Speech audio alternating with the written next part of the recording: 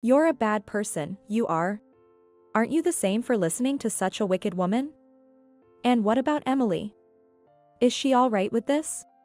It's fine. I can't even think of her as a woman anymore. My husband, Ethan, and my real sister, Natalie. It was not their first meeting. And this is what happens the moment they're left alone. I felt something boiling up from the depths of my stomach. Leaving Ethan and Natalie behind, the three of us went to the botanical garden. It was a great day for a drive.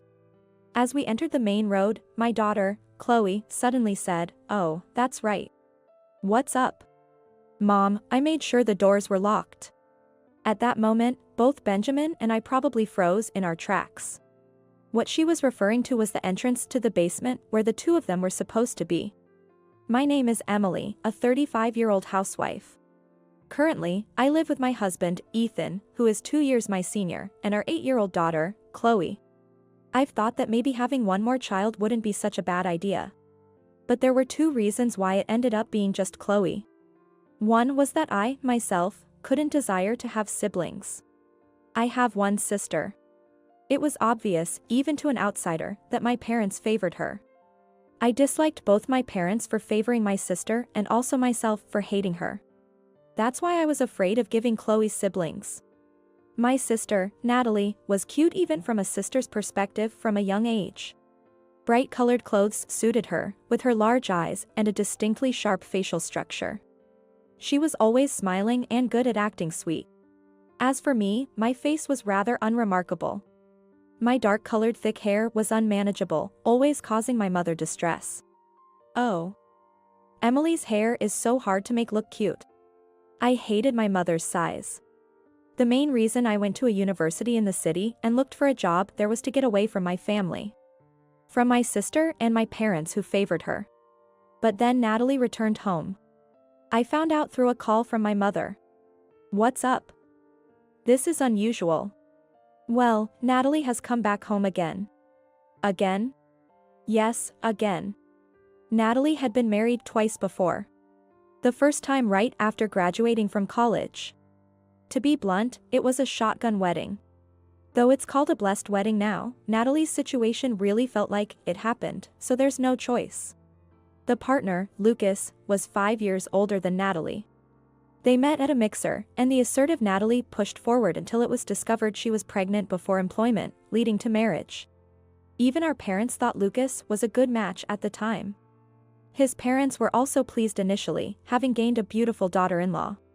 However, it didn't take long for Natalie's true nature to show.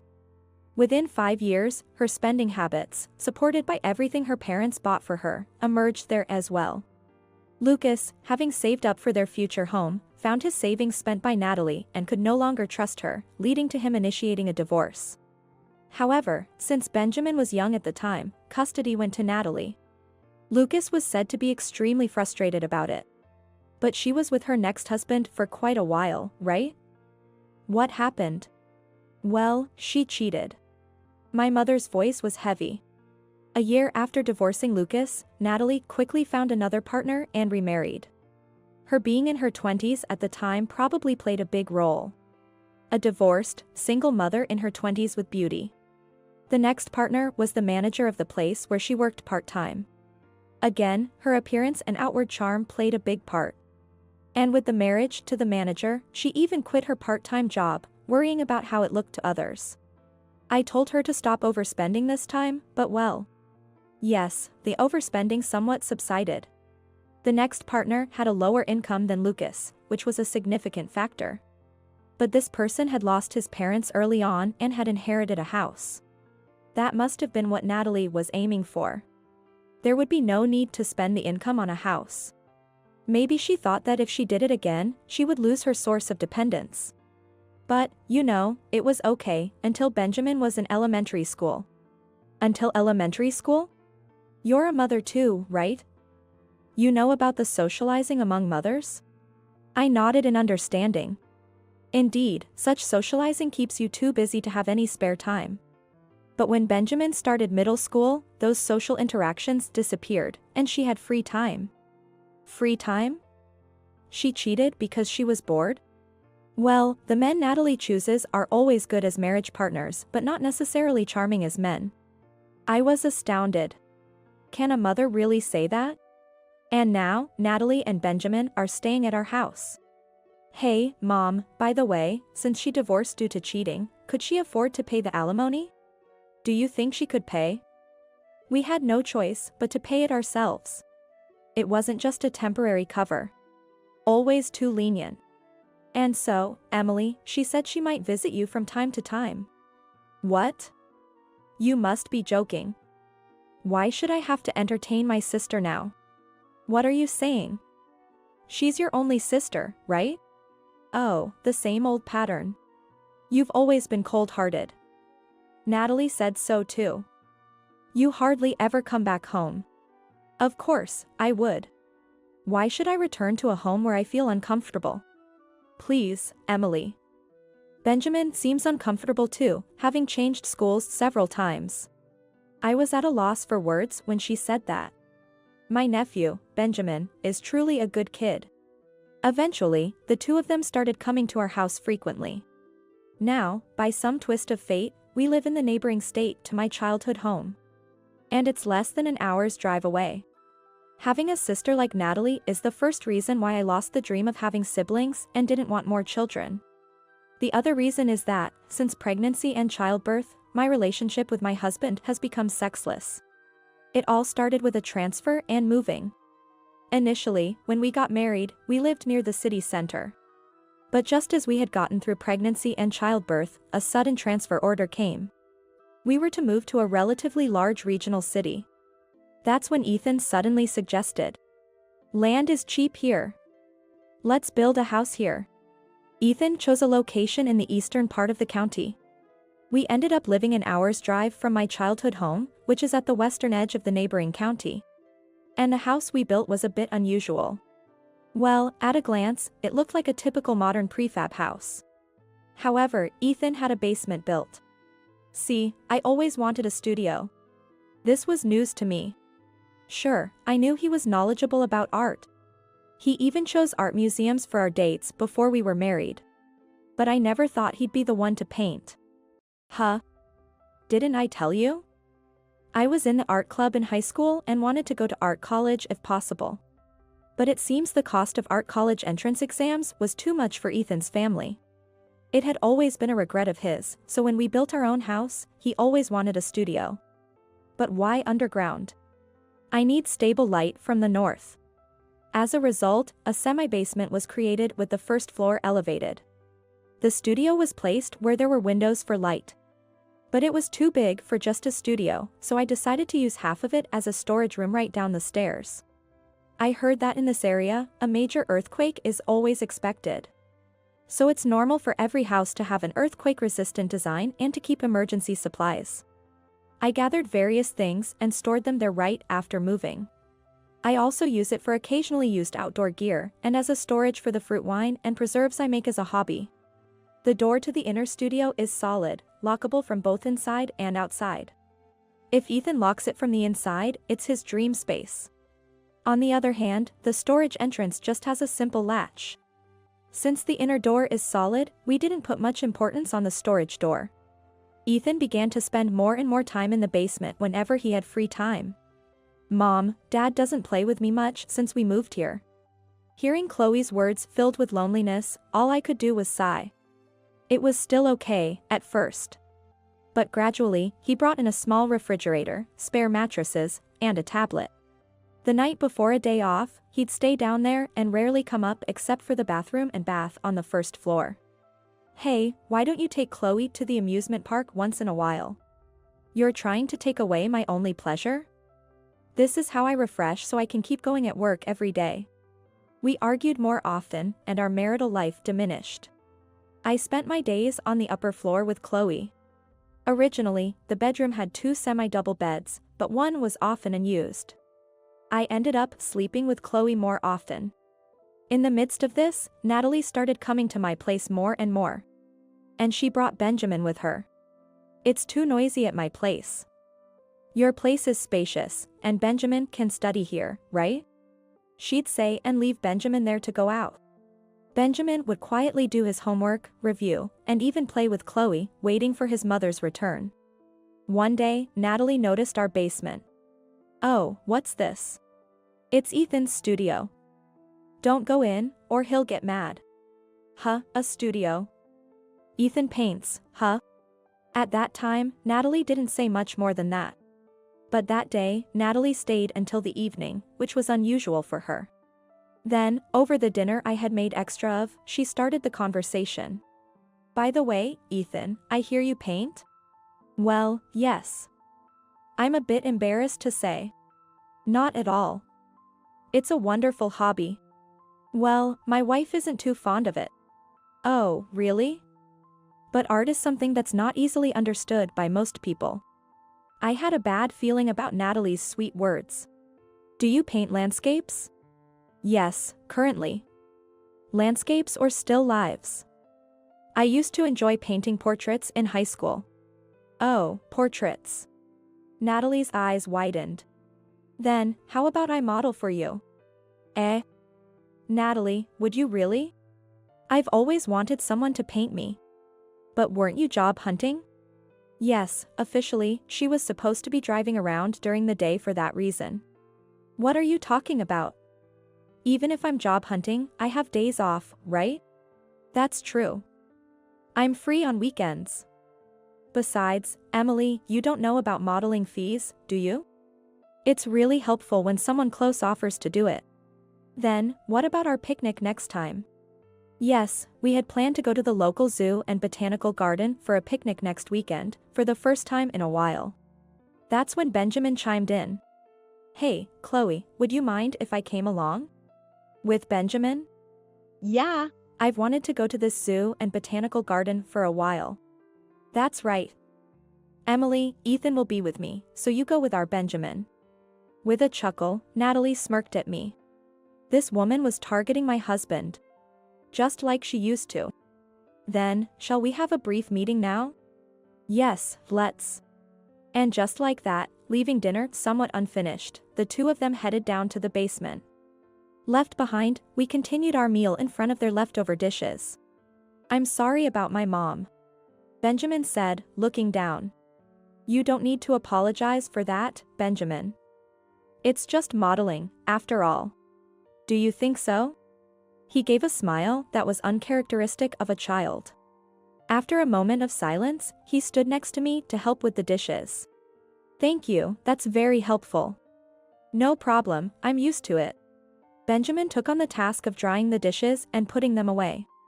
But even as he did so, it seemed like he wanted to say something to me. "What's up?" "Auntie, actually." Looking at me, Benjamin's expression was somewhat desperate. "Do you have something you want to tell me?" I whispered. Maybe Benjamin offered to help with the dishes next to me because he had something to say that he didn't want Chloe to hear. My mom always lures men like that. "Benjamin, you knew?" "Yes. Because she kicked me out of the house to cheat on someone recently." I felt a chill run down my spine. "Really?" "Yes. My stepfather until recently was very dedicated to his work, and he treated me like his own son. But he often worked late into the night. Taking advantage of that, my mom would bring men home that she met somewhere. That's why I took photos and recorded their voices to inform my stepfather." Saying that, Benjamin bit his lip. I couldn't stand it because he was such a good person. He clenched the cloth he was holding tightly. Then, my stepfather thanked me for letting him know and proceeded with the divorce. "So, you were the reason for the divorce?" "Yes. It would be pitiful for my stepfather to be deceived by such a mother. He didn't mention that the evidence came from me. To not make my position worse. He said he couldn't take me in, but at least he wanted to spare me any trouble. That's what happened." "So, by telling me this, what do you want me to do, Benjamin?" "I think you should go check on them downstairs in a little while." "I understand," I replied. 2 hours passed. Benjamin was keeping Chloe entertained by playing games with her. "I love you. You're my big brother." This truly well-behaved child was also good at handling Chloe. Between games, he searched the zoo and botanical garden on the tablet, exciting Chloe about what they could see there. While they were happily playing, I quietly went down to the basement. Both the storage entrance and the deeper door were left open. I silently entered the storage without turning on the light and moved to a spot where I could see into the studio without being seen. What I saw was Natalie sitting on a drawing stand, embracing Ethan. Even from a distance, I could see that the buttons on Natalie's blouse were undone. "You're a bad person, you are. Aren't you the same for listening to such a wicked woman? And what about Emily? Is she all right with this?" "It's fine. I can't even think of her as a woman anymore." They laughed lowly together, followed by unbearable sounds. Certainly, this was not their first encounter. And this happens as soon as they are left alone. I felt something boiling up from the depths of my stomach. But I didn't burst in yelling at that moment. The word model is convenient. Even in such attire, Natalie would probably say nonchalantly, "There's such a thing as nude modeling, right?" And Ethan would defend it with something like, "It's to understand the lines of the body." I needed something more decisive. Quietly, I left and went back upstairs. Upon my return, Benjamin said, "Just as I told you, right? What will you do, Auntie?" He asked again with a mature, sober tone. "I have an idea." "Is that so? Then I'll brace myself too." And then the weekend arrived. Saturday, the sky was clear. The weather turned out to be warmer than expected. Thinking we could have a picnic on the grass at the zoo and botanical garden, I was searching for outdoor gear in the storage with Chloe. By that time, the inner door was already closed. Natalie, who had brought Benjamin along, quickly went into Ethan's studio and closed the door behind her. "We can't know what's happening behind the door right now. What do we need? A sheet and, Thinking about the possibility of strong winds, I also decided to bring a pop-up tent. To prevent it from flying away, I included pegs and ropes. "Auntie, is the tent okay?" "We'll ask at the entrance." While having this conversation, we carried various items out. Both Benjamin and I had our hands full, so we left the door open. Then the three of us got into the car and set off. It was a perfect day for a drive. As we entered the highway, Chloe suddenly said, "Oh, that's right. What's up?" "Mom, I made sure the house was locked." "Oh? Because both you and Benjamin had your hands full. It's not good to leave the house open when we're going out, right?" At that moment, both Benjamin and I probably froze in our tracks. Chloe knew about the existence of the studio but didn't really understand what it was. Ethan insists on cleaning and everything else in the studio himself, telling me not to touch anything. That's why we usually lock the inner door during the day so Chloe doesn't move anything inside. But today. "Hey, Chloe, why did you lock the storage door?" Benjamin asked her. Because just now, the door to the usually tightly closed back room was slightly ajar. "Mom, aren't we supposed to always lock the back room? But I don't know where the key for the back room is. So I thought maybe I should lock it from the outside." "Oh, I see. The back door has a proper lock. But the outer one just has a latch. So Chloe could close it." "I see, that's right." I realized the situation and felt a smile forming on my face. Then I said to Chloe, "Hey, Chloe, after this, let's go visit your grandpa and grandma on Dad's side." "Really? Is that okay?" This was all part of the plan. Visiting the in-laws was already scheduled. "It's been a while, so let's stay overnight." I added that to the plan. And the next evening. After spending about 2 hours driving from the zoo and botanical garden, we had a wonderful time having dinner, breakfast, and lunch with the three of us at my in-laws' house. We should probably head back soon. No, not yet. It was during a conversation over tea. The classic ring of a phone sounded. "It's mine." The police? What's that, Emily? Can you put it on speaker for us? At my father-in-law, Bob's request, I switched the phone to speaker and answered. "Yes, hello. Sorry to bother you, this is the police department." "Is this Emily's phone?" "Yes. This is Emily speaking." The background noise of the person claiming to be from the police was noisy. I could also hear the sound of an ambulance in the background. What happened? We received a report from a neighbor about the sound of breaking glass and a bad smell emanating from your home's basement. What? I exclaimed in shock. What exactly happened? Ethan said he would be staying home today. Yes, that's right, but what could it be?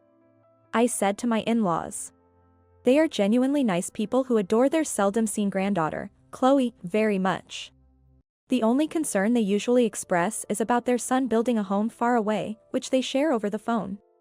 Honestly, compared to my own parents, they are incomparably decent people. They even warmly welcomed Benjamin, who is after all my nephew. I asked the police for more details. So, what exactly happened? It appears Ethan was the one who broke the window, the officer said. Could you explain a bit more? I'll explain chronologically, the officer offered. Then, shall we go play a game over there? Yes. Benjamin suggested, sensing the mood and taking Chloe away. Indeed, this was not a story for Chloe to hear. The police officer began to explain to us. A neighbor returning from shopping was startled by the sound of breaking glass and peeked into our house. Hesitantly, the neighbor, who usually communicates with us through neighborhood circulars, entered the yard to locate the source of the broken glass. It turned out to be a window of the basement, which usually didn't attract much attention. Panicking, the neighbor looked through the broken spot and saw a terrible smell coming through. With a naked man and woman wrapped in blankets or sheets, appearing to be in pain.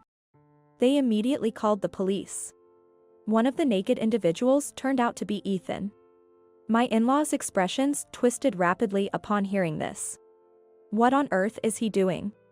Bob exploded with anger, but the conversation continued. And about the sound of ambulances? Well, when we approached, they said they were locked in, injured, and needed help, so we called an ambulance and rescue team. It was a major operation. My in-laws' sighs grew louder and heavier. The front door was locked, so considering security reasons, we removed one window pane and sent in team members to rescue the two. Thank you. But what about the injuries? It seems Ethan fell off a stand trying to exit through the window and severely injured his back. My in-laws were so stunned, their jaws nearly dropped. I then asked something else that needed clarification. Is the other woman you mentioned possibly named Natalie? She's my sister. Oh, your sister, that woman was? The officer hesitated. What happened? Well, yes, she did introduce herself as that. We've already contacted your family about it, but the source of the bad smell was her. Excuse me? It appears that, whether due to the cold or something else, with many beer cans scattered around, she had an accident while undressed. There was a significant amount of excrement scattered around the basement. Excuse me? So, they tried to wash themselves with the emergency drinking water stored in the warehouse, it seems. That caused everything on the floor to spread even more, and it soaked into the clothes they had left there, both of them. The mention of the clothes caused my in-laws' faces to contort in dismay. So, where is my husband now? Which hospital is he in? Oh, yes. The officer provided the hospital's name and address, then hung up the call. At this point, I was struggling to fully grasp the situation. Yes, I was aware that we had locked them in, expecting that this would conclusively reveal the affair, allowing Ethan and me to thoroughly investigate the studio later. But this was beyond unexpected. Indeed, if the door was locked, they couldn't access the toilet. And now, it had escalated to a major incident involving the police, an ambulance, and a rescue team. Auntie, hold on. Benjamin rushed over and shook me as the phone call ended. Realizing the situation, he immediately knelt down before my in-laws. I'm really sorry for what my mother has done. Right, I needed to respond appropriately to Benjamin's improvisation. Benjamin, were you listening? I heard the name Natalie mentioned. I'm sorry. That's my mother. She was targeting Uncle Ethan. What? So, when she said she'd model, I deliberately raised my voice. Yes, she used me to get you two out of the house. That's terrible. I'm really sorry, Auntie. No, you shouldn't apologize for something like this. Bob, Mary, could you please go to Ethan? Yes, we need to understand the situation clearly. All right. But Emily, what will you do? I'm sorry, but I don't know what to do right now. I'm too shaken, I might cause an accident if I drive. All right, then we'll go check on him. Thank you. I thanked them deeply. After they left, Benjamin and I exchanged a firm handshake, having pulled off our act. 2 weeks later, my lawyer, Oliver, reported that things seemed to be moving in our favor. I had stayed with my in-laws, planning my next steps. First, I called Elisa, the neighbor and first responder, to get a detailed account of their rescue. She's someone who loves gossip and is skilled at quickly spreading what she sees and hears to those around her. I've always valued our relationship to ensure no unfavorable rumors were spread about me. But who knew it would come in handy in a situation like this? The neighborhood was swarming with police cars, fire engines, and ambulances, right? And then, your husband. Well, how do I put it? I urged her to continue. And that other woman. She smelled so bad. What did she eat to produce such a smell? When I revealed that woman was my sister, Elisa exclaimed in a lively voice, "Oh my." So, in essence, your husband was seduced by your sister? So, I played strong and said, it seems so.